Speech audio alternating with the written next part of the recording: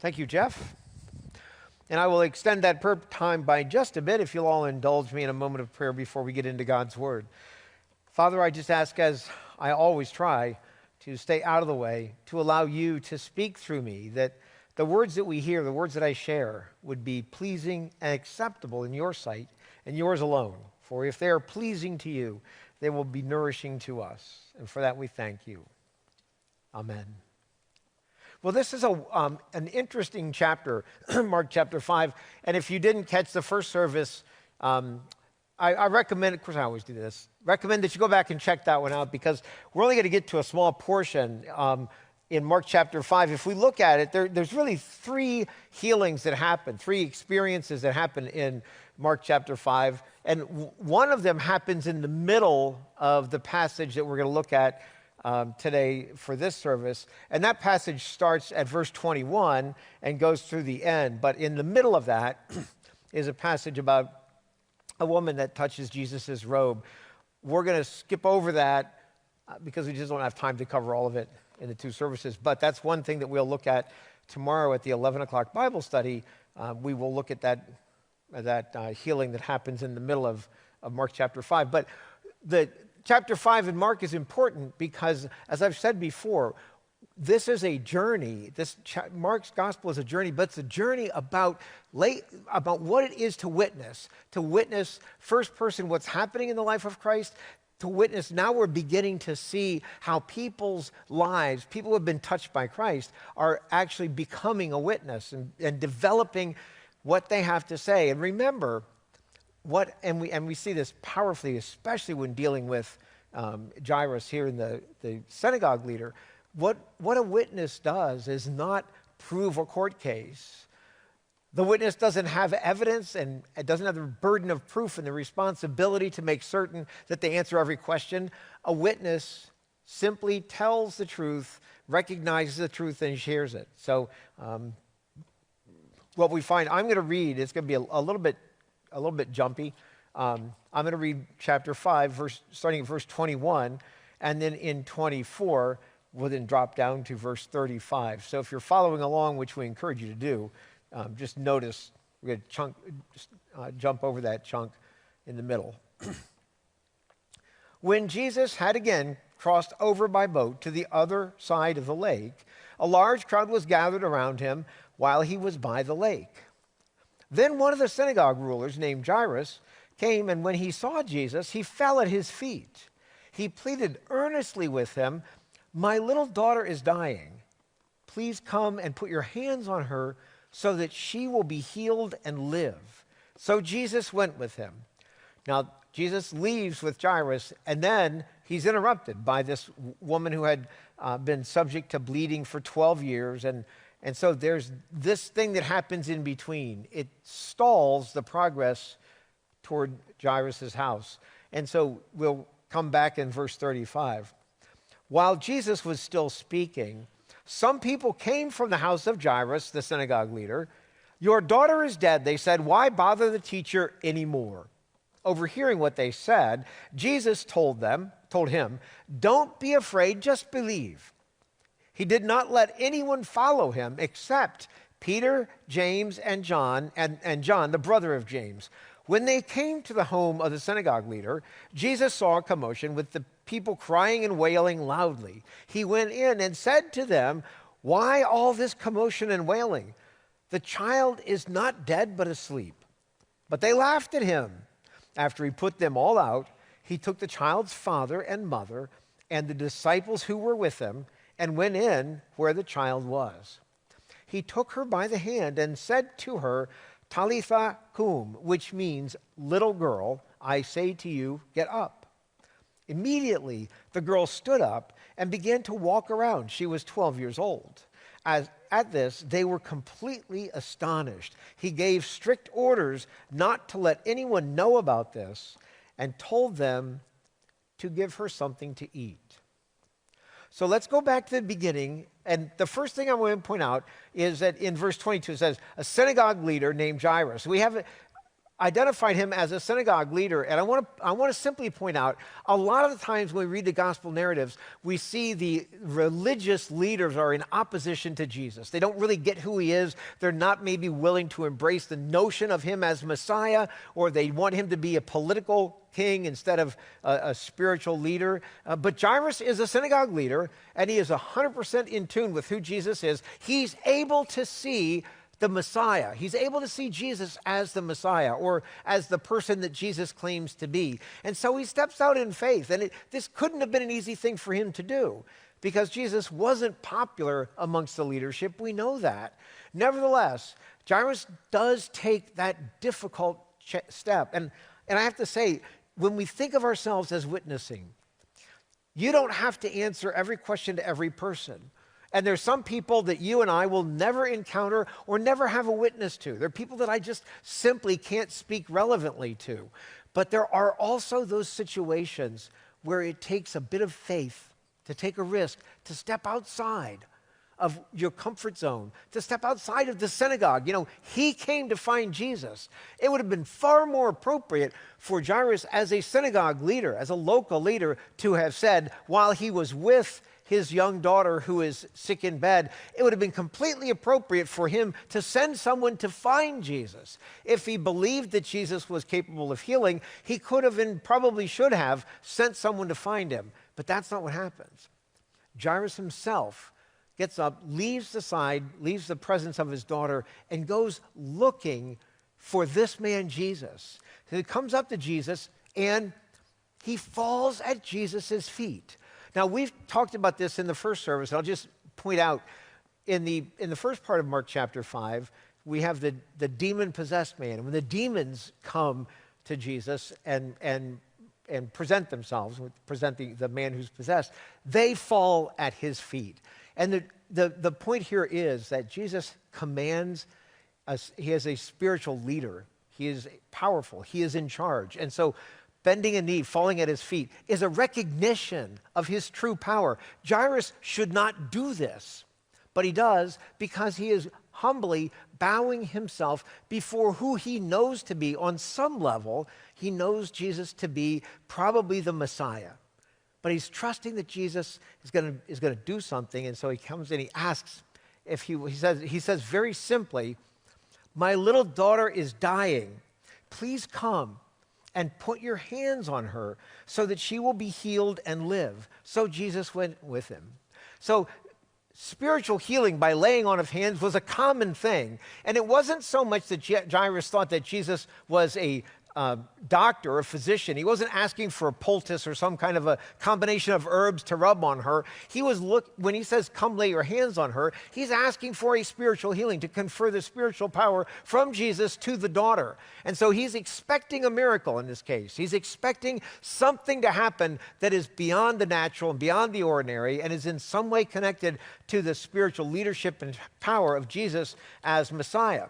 But then Jesus gets delayed by this woman who comes, she essentially comes and sort of sneaks in the crowd and touches his garment, believing that that can bring healing to her.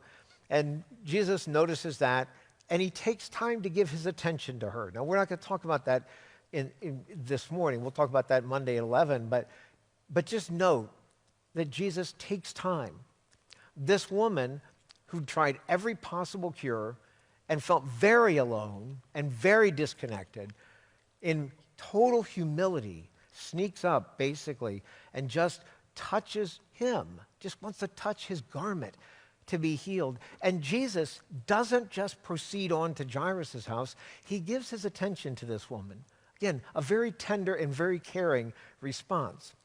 But while that's happening, Jesus is standing there with Jairus, and some people came from the house of Jairus and said, "Your daughter is dead. Why bother the leader anymore?"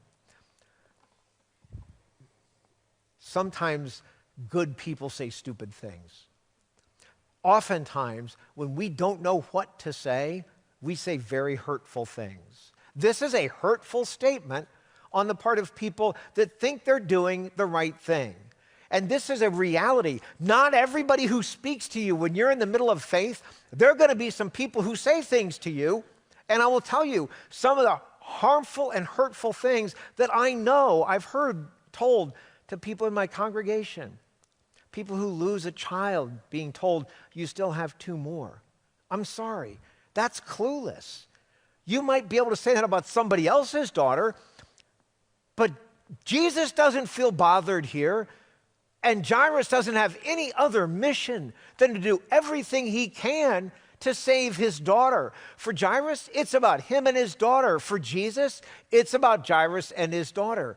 And so this man comes, these people come and they say, don't bother Jesus anymore. She's already dead. Well, that takes the spiritual healing, that takes the faith part of it out completely, because she was almost dead. She was dying when Jairus left to come find Jesus. If he had the faith to start that journey, and Jesus is there with him and says, I will come with you, it takes patience on Jairus' part. Look at the trust that he has here. It's not just that Jesus will heal his daughter, not just that Jesus can heal his daughter. And it's not just that Jesus will come with him back to his house, lay hands on his daughter, which is what Jairus asked for. Come lay hands on her. He doesn't trust just that, but he trusts Jesus implicitly. Because in this interruption, in this intermission, if you will, about this other woman, we don't see Jairus pushing Jesus along and saying, come on, she's sick, she's tired, she might be dead by now, she might be dead by now. We can imagine all of the anxious things that we would be going through our minds if we were him trying to get Jesus back to heal. But Jairus has given his faith and his trust to the person of Christ, completely to the person of Christ. And Jesus decides to go with him, and Jairus is going to let it happen according to Jesus' plan. So even though some boneheaded and uncaring people come back and say, they don't even come in kindly and say, Jairus, come on over here, we want to let you know bad news. She didn't make it. You might want to call this off. They say, don't bother him, she's dead. Like, give up, it doesn't matter. They don't understand that this faith exercise is between Jairus and Jesus. He's trusting Jesus, not just for the outcome, the healing of his daughter, but for everything in between. So this interlude with this other person does not get in the way of Jairus' faith. So Jesus continues on. In spite of what these people have said, overhearing what they said, Jesus said to Jairus, don't be afraid, just believe, which is all Jairus is capable of doing right now anyway. So set aside your fear, just believe. And then this is an interesting shift. He didn't let anyone follow him except Peter, James, and John, the brother of James. When they came to the home of the synagogue leader, Jesus saw a commotion with people crying and wailing loudly. He went in and said to them, what's all this commotion and wailing? The child is not dead, but asleep. They laughed at him. Understandable. After he put them all out, he took the child's father and mother and the disciples who were with him and went in where the child was. Now, he told others to stay back because think about this. This is a family in grief. Jairus' daughter is already near death. He can see that. Jesus can see that in Jairus' eyes and hear it in his voice when he gets there. And there's been a delay. Jesus knows that the family and the household is in grief over this young woman. Even though Jesus knows that he's going to heal her, a family in grief doesn't need to become the spectacle of a miracle healing. So Jesus leaves the others behind because he wants a few who can see not the magic and the marketability and the power of a healing and what it can do for Jesus' image and the people who follow him. Jesus brings a few who can see that he's not there to perform a simple miracle or a magical cure. He's there to fulfill the faith request of Jairus. He's there to honor that household in a very intimate and very personal way. And so he doesn't bring an entourage. He brings a few who can get it. And he keeps it an intimate moment with Jairus and the mother and the child.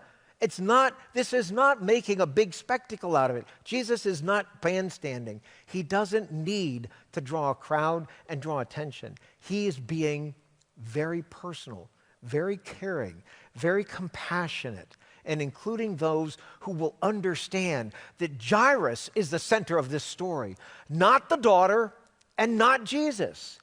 This is not about Jesus. And Jesus keeps it that way because he honors the request that Jairus has. He does continue on back to his house. He doesn't bring a whole bunch of other people, and he doesn't let the crowd who's outside saying, oh, what are you talking about? She's just asleep. He goes in with Jairus, takes Jairus into that place, and at that moment, the recognition, when Jesus says to her, get up, he doesn't put his hand on her. He simply says, little girl, get up. And then her healing happens. But this story is about Jairus and about Jairus' faith. It's not about the girl, it's not about the healing, and it is not about Jesus.